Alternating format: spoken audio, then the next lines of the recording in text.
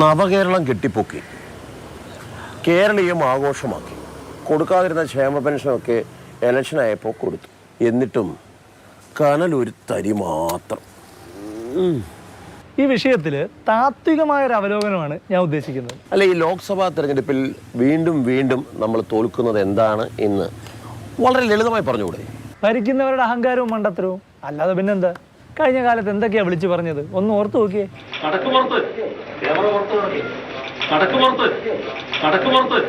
മുഖ്യന്റെ ആക്രോശം കേട്ട സഖാക്കന്മാർ എന്തൊരു കയ്യേടിയായിരുന്നു. മാധ്യമവിരുദ്ധ തന്നെയാണല്ലോ മോദിയുടെയും മുഖമുദ്ര. നവകേരളത്തിൽ അസഹിഷ്ണുത ഏതറ്റം വരെയും പോകാം. മുതിർന്ന CPM നേതാവ് KK ശൈലജയെ പോലും കണ്ണൂരിലെ പാർട്ടിക്കാരുടെ മുന്നിൽ മുഖ്യമന്ത്രി നാണം കെടുത്തിയത് ഓർമ്മയില്ലേ? ഒരു സൗഹൃദ സംഭാഷണത്തിൽ ഭാസ്കര മാഷ് എന്നോട് ചോദിച്ചു, എങ്ങനെയുണ്ട് പരിപാടി? അപ്പോൾ വലിയ പരിപാടിയാണെന്ന് ഞാൻ പറയാനാണ് അദ്ദേഹം പ്രതീക്ഷിക്കുന്നത്. ഞാൻ പറഞ്ഞ വലിയ വലിയ പരിപാടികളൊക്കെ കണ്ട് ഇപ്പം ഇതൊരു വലിയ പരിപാടിയായിട്ട് തോന്നുന്നില്ല എന്ന് മറുപടി പറഞ്ഞു. ഇങ്ങനെയൊക്കെ അപമാനിച്ചിട്ടേ വടകരയിൽ ടീച്ചറെ ജയിപ്പിക്കാൻ വോട്ടർമാരോട് പറഞ്ഞാൽ അവരെന്ത് ചെയ്യും? അമ്മാതിരി കമന്റ് ഒന്നും വേണ്ടാന്ന് ജനം പറഞ്ഞു. ടീച്ചർ തോറ്റു. നവകേരളത്തിൽ CPMകാർക്ക് പോലും രക്ഷയില്ല. പിന്നെയാണ് ഘടകകക്ഷികൾക്ക്. റബ്ബറിന്റെ താങ്ങുവില കൂട്ടണമെന്നും പാലം പണി മുടങ്ങിയെന്നും ഓർമ്മപ്പെടുത്തിയ തോമസ് ചാഴിക്കാടിന്റെ ഗതി ഇനി ഒരാൾക്കും വരുത്തല്ലേ. ഇത് നമ്മുടെ നാട് നേരിടുന്ന പ്രശ്നങ്ങളുണ്ട്. ആ പ്രശ്നങ്ങൾ ജനസമക്ഷം അവതരിപ്പിക്കാനാണ്. ബഹുമാനപ്പെട്ട ചാഴിക്കാടനും അത് വേണ്ടത്ര ഉൾക്കൊണ്ടതായി ഞാൻ കരുതുന്നില്ല.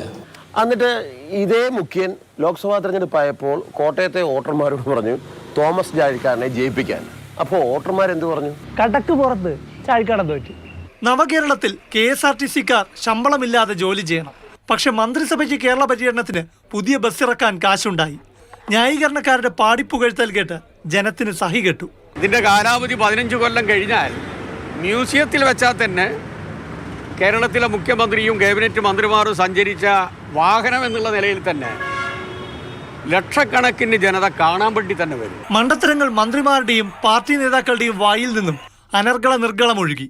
കറപുരളാത്ത ഒരു കൈയുടെ ഉടമയാണ് കേരളത്തിന്റെ മുഖ്യമന്ത്രി. അത്രയും ദൂരത്താണ് സൂര്യനെ പോലെ.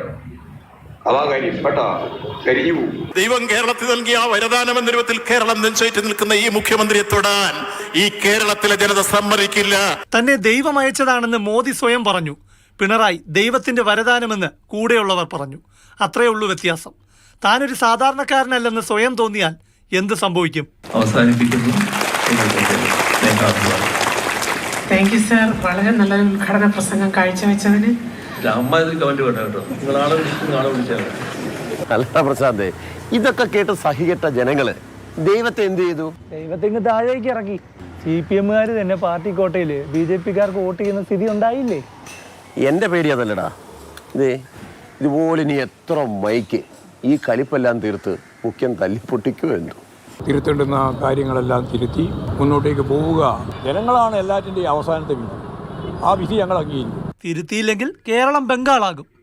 പ്രശാന്ത് കൃഷ്ണ, മാതൃഭൂമി ന്യൂസ്, തിരുവനന്തപുരം.